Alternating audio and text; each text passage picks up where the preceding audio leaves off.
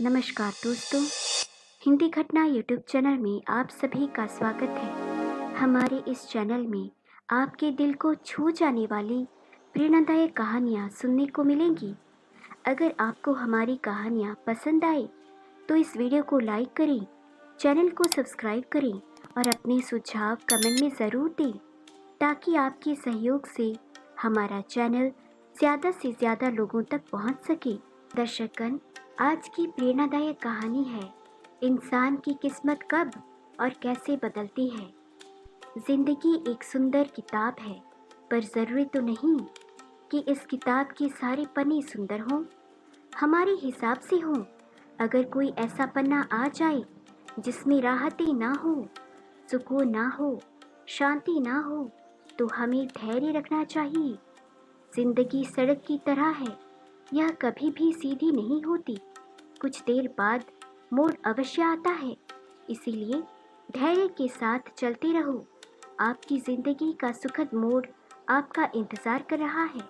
मुश्किलें अगर दरवाज़ा खटखटाए तो कभी डरो मत, निडर होकर दरवाज़ा खोल दो, क्योंकि कामयाबी अपना रूप बदल कर ही आती है। याद रखना कि जीवन में खाली व्यक्ति ही सबसे ज़्यादा दुखी होता है। अगर आप सीखना चाहो तो आपकी हर गलती आपको सबक देती है। एक दिन दीपक ने कहा, इतना जलकर भी मेरी रोशनी की कोई कदर नहीं। आज मैं सबके लिए व्यर्थ हूँ, इससे तो बेहतर है कि मैं बुझ जाऊँ। यह कहकर वह दिया बुझ गया। जानते हो वह दिया कौन था? वह दिया था उत्साह का प्रतीक। उसे देखकर दूसरा दीपक, जो कि शांति का प्रतीक था, उसने कहा, मुझे भी बुझ ही जाना चाहिए। मैं निरंतर दुनिया को शांति की रोशनी दे रहा हूँ, पर फिर भी लोग हिंसा करते हैं। यह कहकर वह दिया भी बुझ गया। तीसरा दीपक, जो भाईचारे का था, वह भी उन्हें देखकर बुझ गया। अब ना उत्साह था, न शांति, न भाईचारा। तो ऐसे में चौथा दीपक, जो एकता का प्रतीक था, वह भला कैसे जलता रहता? वह भी आखिरकार बुझ ही गया। पर एक दीपक था जो अभी भी जल रहा था। एक छोटा सा दीपक अपनी मध्यम सी लौ लिए निरंतर जलता हुआ अपनी रोशनी बिखेर रहा था। एक छोटा बच्चा घर में आया। उसे 4 बुझे दियों को देखकर अफसोस नहीं हुआ, बल्कि वह 5वें जलते हुए दीपक को देखकर खुशी से झूम उठा और उस नन्हे से दीपक से उसने वो चारों बुझे हुए दीपक फिर से रोशन कर दिए। जानते हो वह दीपक कौन सा था? वह दीपक था उम्मीद का। वह दीपक था आशा का। उम्मीद वक्त का बहुत बड़ा सहारा है। उम्मीद तो हर लहर का किनारा है। मुश्किल वक्त में अगर किसी चीज़ की बहुत ज़रूरत है तो वह है उम्मीद की, आशा की, सहयोग की और एक दूसरे के साथ मिलकर खड़े होने के एहसास की। अजीब खेल है ऊपर वाले का। लिखता भी वही है, मिटाता भी वही है, भटका भी वही है, राह दिखाता भी वही है। दोस्तों, मिटाने से मिटते नहीं। भाग्य के यह लेख, कर्म अच्छा करता चल, फिर ईश्वर की महिमा देख। अगर दर्द न होता तो खुशी की कीमत ना होती। अगर सब कुछ केवल चाहने से मिल जाता तो दुनिया में ऊपर वाले की ज़रूरत ना होती। बहुत समय पहले की बात है। नवरत्नपुर नाम के एक राज्य में राजा आर्यन सिंह का शासन था। राजा आर्यन सिंह एक न्यायप्रिय और अपनी प्रजा की भलाई करने वाले शासक थे। उनके दरबार में कई मंत्री और दरबारी थे, जिनमें से एक प्रमुख मंत्री धर्मपाल थे, जो समय समय पर राजा को उचित सलाह दिया करते थे। उसी राज्य में एक प्रसिद्ध ज्योतिष रहते थे, जिनका नाम महर्षि देवव्रत था।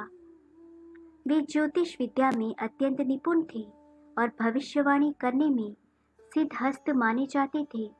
विद्वान होने के बावजूद भी वे एक साधारण जीवन जीते थे। उनके पास जो भी लोग आते, वे अपनी श्रद्धा से जो देते, महर्षि उसे स्वीकार कर लिया करते थे। लेकिन वे किसी से कुछ नहीं मांगते थे। यदि वे चाहते तो अपनी विद्या के बल पर अपार धन संपत्ति अर्जित कर सकते थे, परंतु उन्हें लालच से कोई सरोकार नहीं था। महर्षि देवव्रत की भविष्यवाणियां इतनी सटीक होती थी कि जो कुछ वे कहते वह सत्य सिद्ध होता। धीरे धीरे उनके ज्ञान और सत्यवादी की चर्चा पूरे राज्य में फैलने लगी। यह समाचार मंत्री धर्मपाल तक भी पहुंची। मंत्री ने अपने एक सेवक को महर्षि देवव्रत के पास भेजा और संदेश दिया कि वे उनसे मिलना चाहते हैं, किंतु महर्षि देवव्रत ने मिलने से इनकार कर दिया और उत्तर दिया, यदि मंत्री जी मुझसे मिलना चाहते हैं तो उन्हें स्वयं मेरे पास आकर मुझसे मिलना होगा। मुझे उनसे मिलने की कोई इच्छा नहीं है। मंत्री धर्मपाल को यह अपना अपमान प्रतीत हुआ। वे सोचने लगे, एक साधारण व्यक्ति की इतनी हिम्मत कि वह मेरे आदेश को टाल दे।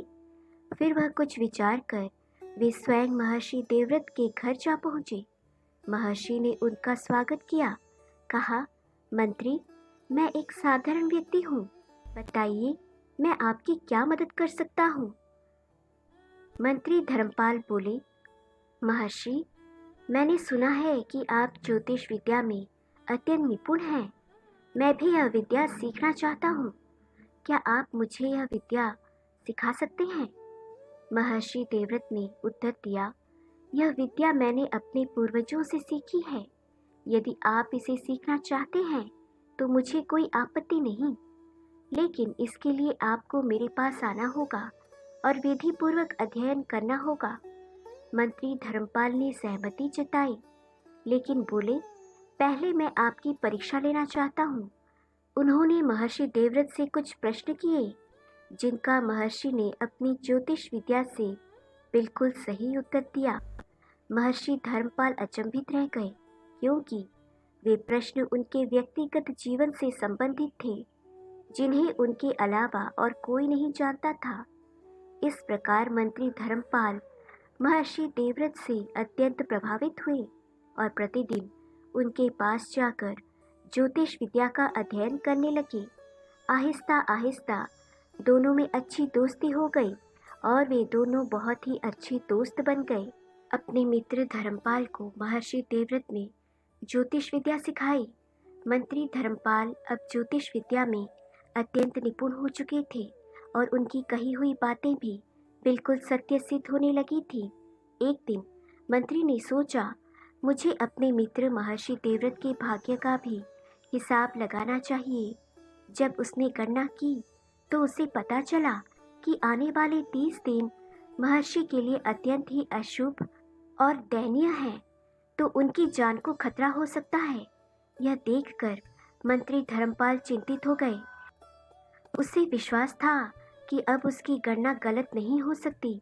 वह तुरंत महर्षि देवव्रत के घर जा पहुंचे और कहा, मित्र, अगले 30 दिन तुम्हारे लिए बहुत ही अशुभ है। कृपया इन 30 दिनों तक घर से बाहर मत निकलना। महर्षि देवव्रत ने स्वयं अपनी गणना की तो पाया कि यह भविष्यवाणी सही थी। सच में आने वाले 30 दिन उनके लिए अत्यंत कठिन हो सकते थे। मंत्री ने कहा, मैंने तुम्हें चेतावनी दे दी है, अब तुम अपना ध्यान रखना। हम 30 दिन बाद ही मिलेंगे। महर्षि ने उत्तर दिया, ठीक है, मैं 30 दिन तक घर में ही रहूँगा। उम्मीद है कि मेरी जान सलामत रहेगी। आगे जो ईश्वर की इच्छा। इसके बाद महर्षि देवव्रत ने अपने घर का दरवाज़ा बंद कर लिया और वहीं रहने लगे। एक एक करके 29 दिन बीत चुके थे। फिर 29वां दिन भी आ पहुंचा। अब महर्षि को संतोष हुआ कि अशुभ घड़ी समाप्त हो चुकी है। 30वें दिन उन्होंने स्नान किया और यह सोचकर घर से निकले कि मंत्री धर्मपाल मेरे परम मित्र हैं। वे हमेशा मुझसे मिलने आते हैं, लेकिन मैं एक बार भी उनसे मिलने नहीं गया। मंत्री से मिलने की खुशी में वे भूल गए कि 30वां दिन अभी पूरा नहीं हुआ था और अशुभ समय अभी समाप्त नहीं हुआ था। वे खुशी खुशी मंत्री जी के महल की ओर रवाना हो गए। मंत्री के महल की तरफ जाने के लिए 2 रास्ते थे। एक तो मुख्य सड़क का रास्ता और दूसरा नदी के किनारे से होकर जाने वाला कच्चा रास्ता। महर्षि देवव्रत ने सोचा, मुख्य सड़क से जाने पर बहुत से लोग मिलेंगे और तरह तरह के सवाल पूछेंगे कि मैं इतने दिन कहाँ था। इसीलिए बेहतर होगा कि मैं नदी के किनारे वाले रास्ते से जाऊं। वे उस कच्चे रास्ते से चल पड़े। चलते चलते दोपहर हो गई और सूरज सिर पर चमकने लगा। तभी उन्हें एहसास हुआ कि वे रास्ता भटक चुके हैं और एक वीरान जंगल की ओर निकल गए हैं। चारों तरफ गहरा सन्नाटा था। दूर दूर तक ना कोई आदमी दिखाई देता था और ना ही कोई जानवर। चलते चलते उन्हें एक पुराना खंडर दिखाई दिया। महर्षि देवव्रत बहुत ही थकावट महसूस कर रहे थे। सोचने लगे कि इस खंडर की इमारत में जाकर कुछ देर आराम कर लूं। यह सोचकर वह खंडर के अंदर गए। अंदर पहुंचकर उसने देखा कि एक जगह पर 7 बड़े बड़े संदूक रखे हुए थे और महर्षि देवव्रत को जिज्ञासा हुई कि इन संदूकों में क्या हो सकता है। उसने तुरंत एक पत्थर लेकर संदूक के ताले को तोड़ दिया।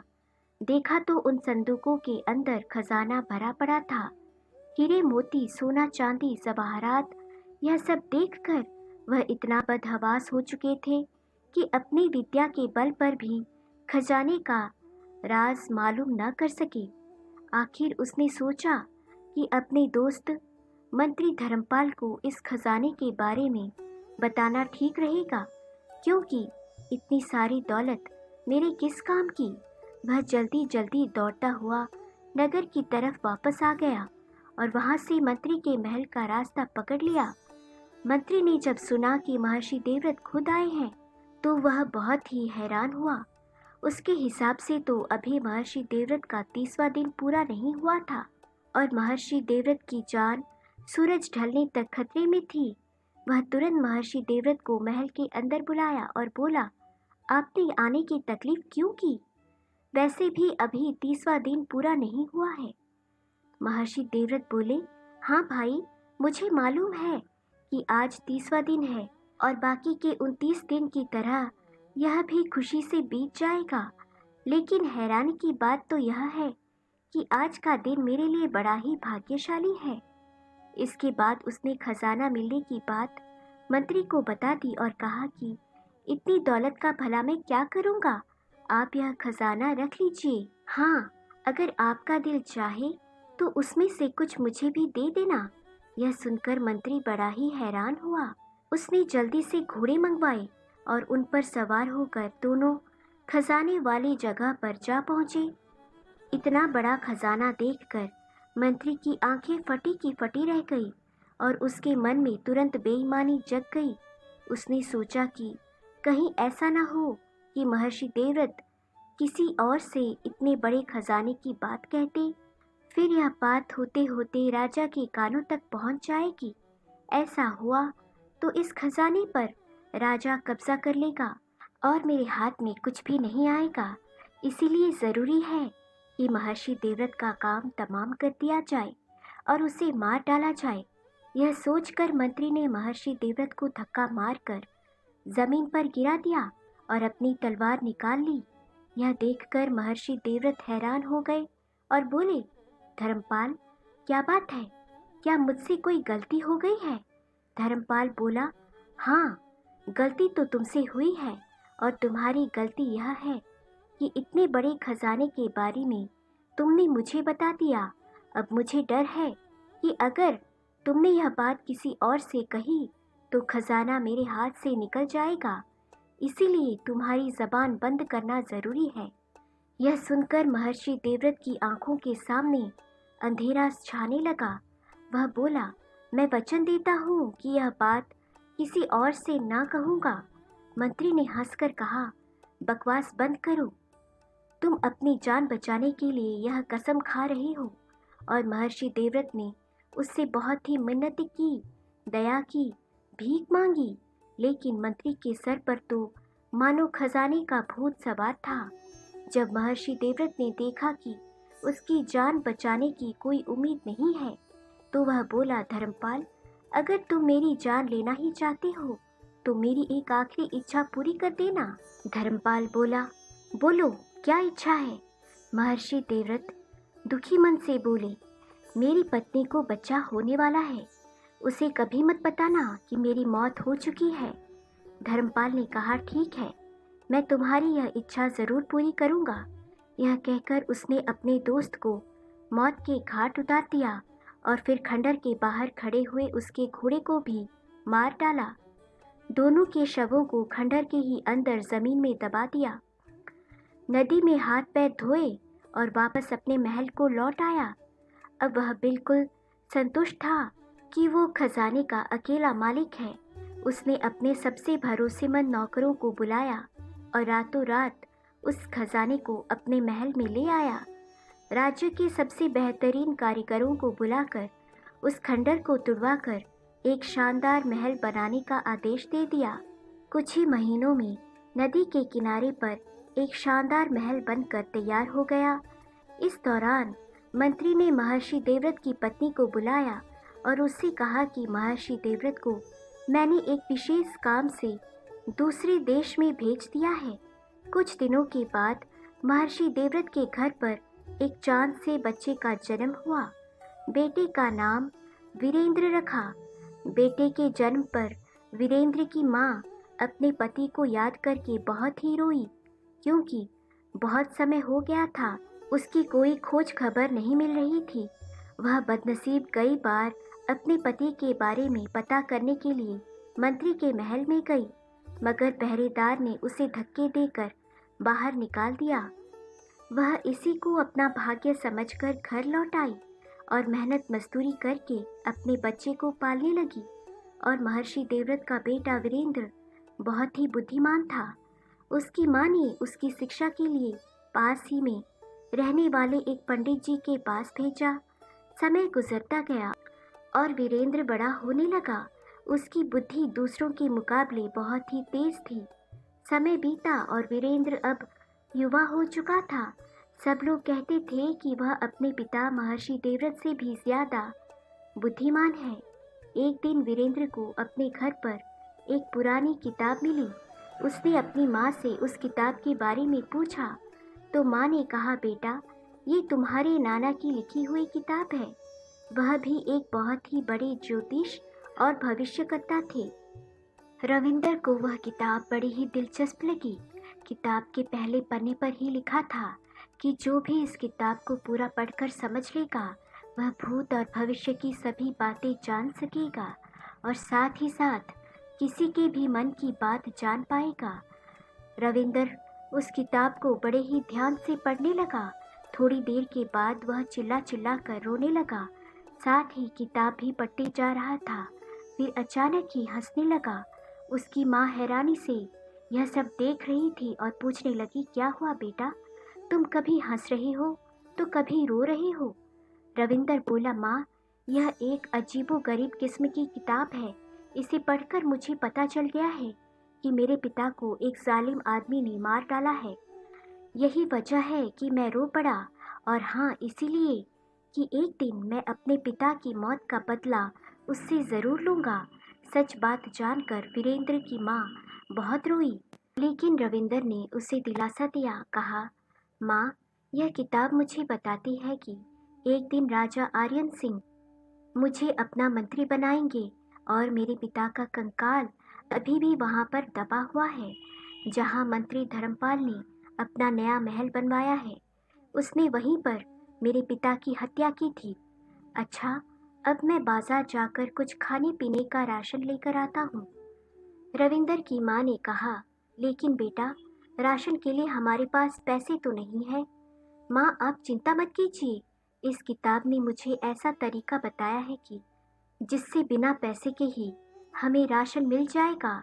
यह कहकर रविंदर गांव के बनिए के पास गया और बनिए से बोला, क्या तुम मुझे जानते हो? बनिए ने कहा, तुम महर्षि देवव्रत के बेटे हो। रविंदर ने जवाब दिया, ठीक कहा, तुम कल से रोज मेरे घर पर 2 बोरी आटा, 3 बोरी चावल और 1 बोरी दाल और घी भेज दिया करना। दुकानदार बोला, वह तो ठीक है, लेकिन इसके पैसे कौन देगा?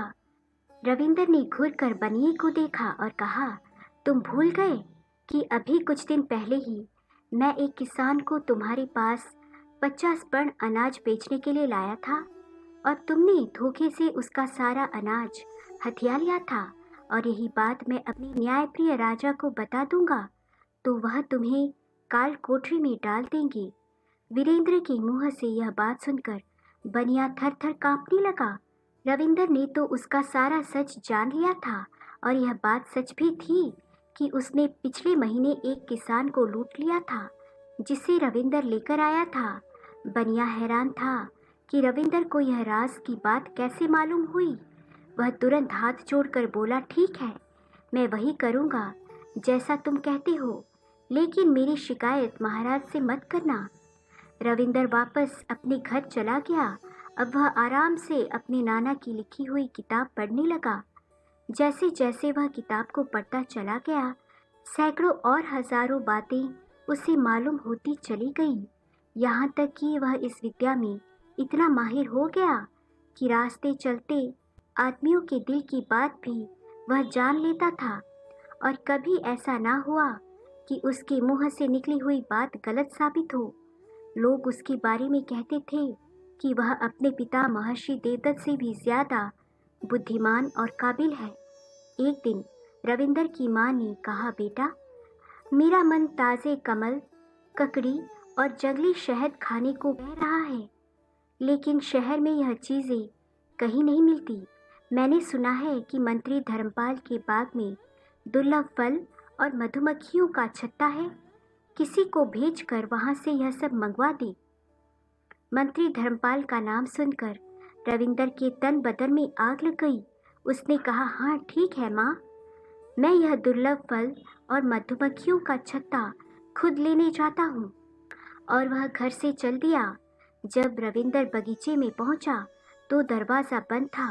उसने बगीचे के रखवाले को आवाज़ दी। थोड़ी देर बाद एक मोटा सा आदमी दरवाजे पर आया और गुस्से से बोला, क्या बात है भाई, क्यों चिल्ला रहे हो? रविंदर बोला, मेरी माँ का दिल दुर्लभ फल और मधुमक्खियों का छत्ता की खाने की है, बस वही चाहता हूँ।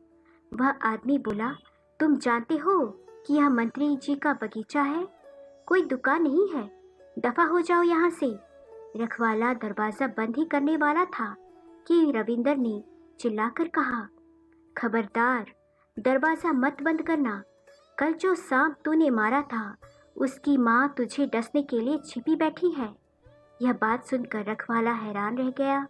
उसने झुककर बाग में इधर उधर देखा तो सचमुच एक नागिन वहाँ पर दिखाई दी। रखवाला ने मन में सोचा, मैंने इसे ऐसे ही डांट दिया था। वह पूछने लगा कि तुम्हें कैसे पता चला कि कल मैंने सांप को मारा था और मुझे उसकी माँ डसने वाली है? रविंदर ने कहा, तुम्हें इस बात से कोई मतलब नहीं होना चाहिए। तुम्हें साथ देना है तो दो, वरना मैं जाता हूँ। रखवाला बोला, अरे गुस्सा क्यों हो रहे हो?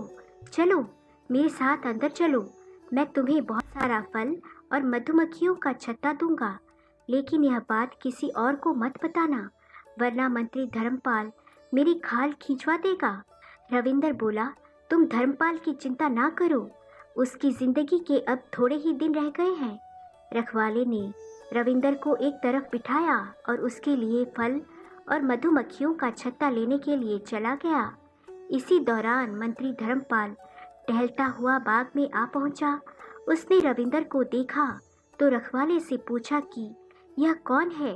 रखवाला बोला, हुजूर, यह बड़ी अजीबोगरीब बातें करता है जो मेरी समझ से बाहर है। फिर उसने फल मांग दी और सांप की बात उसे बता दी।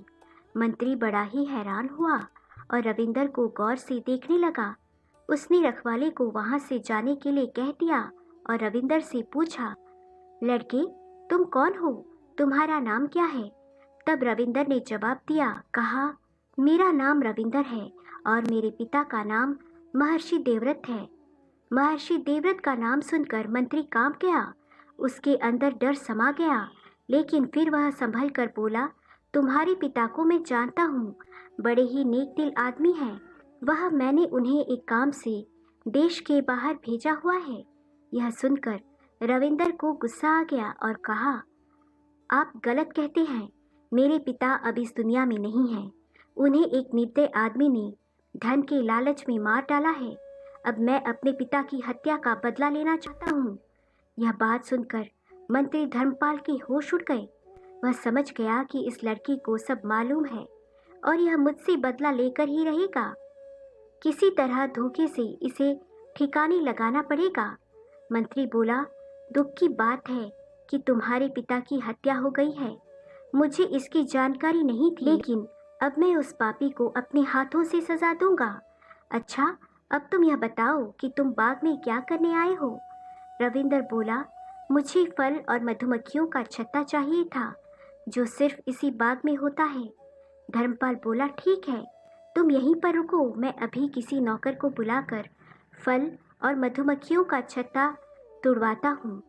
यह कहकर मंत्री एक तरफ चला गया और अपने एक खास नौकर को अकेले में बुलाकर कहने लगा, एक लड़का उधर बाग में बैठा हुआ है, तुम उसे बहला फुसला कर धोखे से किसी भी तरह तहखाने में जाओ और वहां पर बंद कर दो, ताकि वह वहीं पर भूखा प्यासा तड़प तड़प कर मर जाए।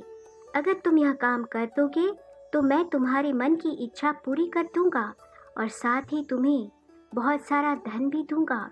यह बात सुनकर नौकर तुरंत बगीचे की ओर चला गया। उसने पीछे से जाकर रविंदर को जकड़ लिया और उसे उठाकर तहखाने की तरफ बढ़ने लगा। रविंदर ने चिल्लाकर कहा, अरे नौकर, तुम यह क्या कर रही हो? धर्मपाल तुम्हारे मन की इच्छा कभी पूरी नहीं करेगा। वह झूठा आदमी है। अगर तुमने मुझे मारा तो धर्मपाल तुझे भी जिंदा नहीं छोड़ेगा। नौकर हैरान हुआ और उसे नीचे रखकर धीरे से बोला, तुम्हें क्या पता कि मेरे मन में क्या इच्छा है? रविंदर बोला, मैं सब कुछ जानता हूँ। तू मंत्री की बेटी से शादी करना चाहता है और मन ही मन में मंत्री की बेटी भी तुझसे प्यार करती है। नौकर रविंद्र के कदमों में गिर पड़ा और बोला, हाँ, मेरी यही इच्छा है। रविंदर बोला, मैं तेरी शादी मंत्री की बेटी से करवा सकता हूँ और वह समय जल्द ही आने वाला है जब मंत्री को मेरी ज़रूरत पड़ेगी, मगर तुम उस वक्त तक उसे मेरा पता मत बताना जब तक कि वह तुम्हें 3 तमाचे ना मार दे। लेकिन मंत्री ने मुझे तुम्हें तहखाने में बंद करने के लिए हुक्म दिया है। रविंदर ने कहा, हाँ, तुम उसे कह देना कि तुमने मुझे तहखाने में बंद कर दिया है। और यह कहकर नौकर ने उसे छोड़ दिया। रविंदर ने फल और मधुमक्खियों का छत्ता लिया और अपने घर को चल दिया। उसके बाद नौकर धर्मपाल के पास गया और बोला, मालिक, मैंने उस लड़के को तहखाने में बंद कर दिया है। मंत्री अब संतुष्ट था कि उसके रास्ते का कांटा साफ हो गया है। जिस दिन मंत्री ने रविंदर को तहखाने में बंद करने की साजिश की, उस रात महाराज आर्यन सिंह को एक अजीबोगरीब सपना दिखाई दिया। लेकिन जब उनकी आंखें खुली तो उसे वह सपना याद नहीं रहा। वह बाकी सारे काम भूलकर इसी उधेड़-बुन में लग गया कि रात को उसने क्या सपना देखा था। सुबह वह दरबार में आया और अपने सभी मंत्रियों से यह बात कही कि वह जानना चाहता है कि रात को उसने क्या सपना देखा था और उसके सपने का मतलब क्या था। सारे मंत्री परेशान थे। आखिरकार राजा के सपने के बारे में कैसे पता किया जाए? राजा ने अपने सबसे बुद्धिमान मंत्री यानी धर्मपाल से कहा कि तुम हमारे सबसे योग्य मंत्री हो, तुम ही बताओ कि रात को हमने क्या सपना देखा। जब वह भी राजा के सपने के बारे में बताने में नाकाम रहा तो राजा आर्यन सिंह गुस्से से लाल पीले हो गए और बोले, अगर 15 दिन के अंदर तुम मुझे मेरे सपने के बारे में ना बता सको तो तुम्हारी खैरियत नहीं है। राजा का गुस्सा देखकर मंत्री घबरा गया। दरबार खत्म होने के बाद वह अपने महल में गया। ऐसा करते करते दिन बीत गए, लेकिन मंत्री को समस्या का कोई हल नहीं मिला। तभी अचानक उसे महर्षि देवव्रत के बेटे का ख्याल आया। मन में वह सोचने लगा कि मैंने क्यों उसे मरवा दिया। अगर वह आज जिंदा होता तो ज़रूर मेरे सपने के बारे में मुझे बता देता। फिर मंत्री को ख्याल आया कि हो सकता है वह जिंदा हो, नौकर ने उसे छोड़ दिया हो। फिर उसने इस नौकर को बुलाया और कहा, बहुत दिन पहले मैंने तुम्हें एक लड़के को तहखाने में डालने को कहा था। मुझे यकीन है कि वह तुम्हारे हाथों से बच निकला होगा। नौकर ने कहा, नहीं हुजूर, मैंने तो उसे तहखाने में ही बंद कर दिया था। अब तक तो उसकी हड्डियां भी गल गई होंगी। मंत्री आग बबूला हुआ और नौकर को एक के बाद एक 3 तमाचे मारने लगा और बोला, तू झूठ बोल रहा है, सच बता। नौकर बोला, मालिक, सच बात तो यह है कि वह लड़का जिंदा है। मंत्री यह बात सुनकर खुश हुआ और बोला, यह बात तूने पहले मुझे क्यों नहीं बताई? नौकर बोला, हुजूर, यह बात मुझे इस लड़के ने कही थी कि जब आप 3 तमाचे मुझे मारे तभी मैं आपको सच बताऊं। मंत्री ने कहा, ठीक है, अब तुम जाओ और रविंदर को लेकर आओ। नौकर तुरंत रविंदर के घर पर गया और उसे लेकर मंत्री के पास आया। मंत्री ने रविंदर से माफ़ी मांगी और कहने लगा, राजा आर्यन सिंह ने एक सपना देखा है और वह भूल चुका है कि क्या सपना था। तुम अपनी विद्या के बल पर उसका सपना बताओ और उस सपने का मतलब भी बताओ, तभी सब दरबारी की जान बच सकती है। रविंदर ने कहा, ठीक है, अगर यह बात है तो कल आप दरबार में राजा से कहिए कि आपका एक शिष्य राजा के सपने के बारे में बता सकता है और फिर दरबार में मुझे बुला लीजिए। मैं वहीं पर राजा के सपने का राज बता दूंगा। इस समय मुझे आप जाने दीजिए। मंत्री बेचारा क्या करता, वह इस बात पर राजी हो गया। अगले दिन राज दरबार में मंत्री ने राजा से बात की कि मेरा एक शिष्य है जो आपके सपने का रहस्य बता सकता है। राजा ने तुरंत एक सिपाही को रविंदर को बुलाने के लिए भेज दिया। थोड़ी देर बाद सिपाही खाली हाथ लौटकर वापस आया और बोला, हुजूर, रविंदर राज दरबार में आने को तैयार है।